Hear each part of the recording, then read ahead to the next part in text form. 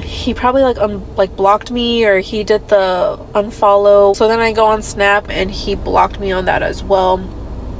And then I texted him and he blocked me on that too. Well, lady, what do you expect when you swipe right on Chad and Tyron? Welcome back, guys. Let's review this woman's video where she's gonna tell us the dating experience that she had with this guy, and let's see how this whole dating experience with this Chad or Tyron ended. Let's get into it. Yo, dating is so hard. Like, it's literally so hard. I was talking to this guy. We were dating, whatever you want to call it, for 2-ish, going on 3 weeks, right? Whatever. Everything was going fine. I thought everything was going fine. We talked every single day. Literally every single day we talked. We were always in communication. We were either, if we weren't texting, we were calling, and if we weren't on the phone, and if he was at work, he gave me his work email, and we would like email back and forth, you know. And he showed all the effort. Like, he gave me good effort. I have never met a man that like gave me the effort that he did. Like, he was a genuinely, he was a good person. Well, okay, so far so good. Everything sounds fine. Communication was on point, talking just about every day, using different social media platforms. The guy seemed genuine. He was putting the effort. So what happened? And, you know, we talked yesterday. We made plans to go to the movies today. So I texted him this morning, right around 10 a.m. I said, hey, good morning. You know, are you excited to go to the movies? Because I'm really excited to see you today. And he's like, yeah, like, I'm excited to go to the movies, right? Whatever. And that was it. Like, he didn't respond back. And I thought, oh, okay, like, you know, he probably went back to sleep. Something inside me just decided to go on social media. I go on social media on Instagram first, and I saw that he probably like blocked me, or he did the unfollow, whatever. My heart started racing because I'm like, what the fuck? So then I go on Snap, because we communicated through all forums. We went on Snap, and it said that like I went to his name and he blocked me on that as well. And then I texted him and he blocked me on that too. This man treated me so well. Like, he was so about me. And well, this is a typical Chad and Tyron behavior. They're gonna put up an act and you're gonna buy into all of this, and as soon as he gets what he wants from you, he's gonna bounce out like a bad check. This guy blocked her in all social media. No surprise here. Bye-bye. See you later. I was to myself for like almost 9-10 months, like to myself, because, you know, I got my heart broken, and I was like, no, I need to be by myself. Like, I can't talk to anybody. Well, let me explain to you what happened here. This woman was in a previous relationship where her heart got broken. She got played.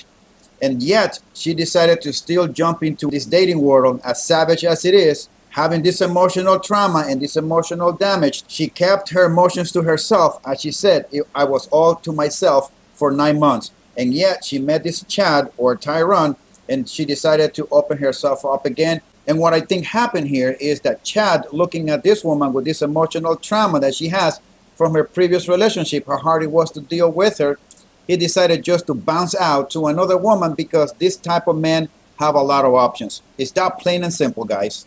You're goddamn right. And sure enough, I put myself out there. I thought I found a really great guy. We instantly connected. We clicked, and then this happens, and like, it really does suck. Like, I felt like I had a genuine connection with him. Like, dating sucks. Like, I wish it was easy. Like, I wish it came easy to me, like it comes to some other people. But yeah, I'm literally at a loss for words, because I really like enjoyed like the company that he brought. And I feel like it's my fault too. It's my fault because I let my guard down. Look, with the amount of sims that are out there, no one can tell me that for the past 9 or 10 months, no man approached her. She said no to every single one of them. But as soon as she met this Chad, she was able to break all of the rules for him that she enforced for the other people that approached her in this 9 months that she's been in the dating world. Congratulations, you played yourself. He said all the good things like I've always wanted to hear. And for him to block me, it just feels so defeated. Like, I really did like him, and now I feel like I have to go back into my shell and guard myself up even more because I just feel so unwanted. Emotional damage. I don't know. And to be honest, I do not have any sympathy for this type of women because they do this to men all the time and far more than this. They encourage other women to do roster dating, and there's some women that even tell them how to have an effective roster. Build yourself an effective roster and it will save you so much pain and heartache. And when the same thing they do to men is done to them, then they turn the computer on and the camera and they start recording their videos, crying on TikTok, seeking for attention and validation and woe is me. And what do men do when that's done to them? They don't go out on TikTok and start crying, making videos. Men just take it and move on. Let's talk about men today, ladies, shall we? If my business, being a professional matchmaker for over 16 years, has taught me anything in all this time, it's this. Oh boy, this is gonna be good, I can tell. There actually are a lot of really, really great guys out there. No shit! Looking for authentic relationships. Yes. But I think here's the problem. As women, it's programmed into us to go for these guys that are super charming. And most handsome in all the land. Have the charisma. And usually it's those guys that are super charming. They laugh a lot. They know everything to say. He said all the good things, like I've always wanted to hear. They know all the right moves to make. They're charming as hell. It's usually those guys that are really wearing a mask. And underneath the mask is the reality of usually them not being a good guy. And so this is why the majority of ladies think that there's really no good men in the world. It's because of who we are attracted to. No shit, lady. I am no dating coach nor matchmaker, but that's a common knowledge. Everybody knows that. As a matter of fact, I can go online right now and do a quick Google search, and you will find a lot of videos where men are asking women, do you rather have or be dating a bad boy or a nice guy? And every single one of these women say, I want a bad boy, not a nice guy. It's because those are too nice. So when you're attracted to this shiny object, usually once you take the shine off the object, it's like a lump of coal.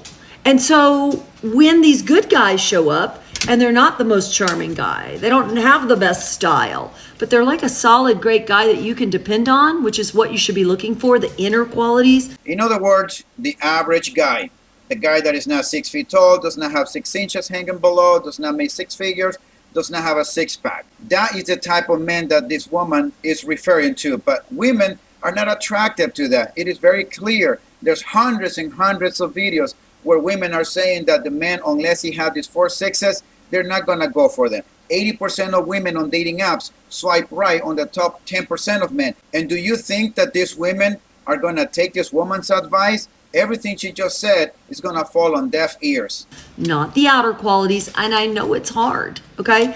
If I've learned anything, it's that there are a ton of great guys in the world, and we should not sell ourselves short to keep going for these guys that aren't the good guys. We're wasting our time, wasting our energy, and there's no way you're going to reset somebody's interior and turn them into, the person with the heart of gold. All right, here's where I come in with the translator. What this woman just said is that these women love to pursue these bad boys, these players, the guys that don't want to settle because they like the thrill, they like the adventure, they like the risky things. They like to pursue this man who's got a bunch of baby mamas everywhere, the drug addicts, you name it. You know what I'm talking about these bad boys. And they stick around in this relationship hoping that one day they are going to be the ones to change this bad boy into this wonderful man. And they stick around into this marriage or relationship for 10, 15 years. And then when they realize that they can't, then they get online, make a TikTok video complaining that they were in a toxic relationship with an abusive man for 10 years. What they fail to say is that this man was bad from the beginning, but they stuck around hoping that one day they will change him, and then being proud of themselves that they took on a project and they changed the man.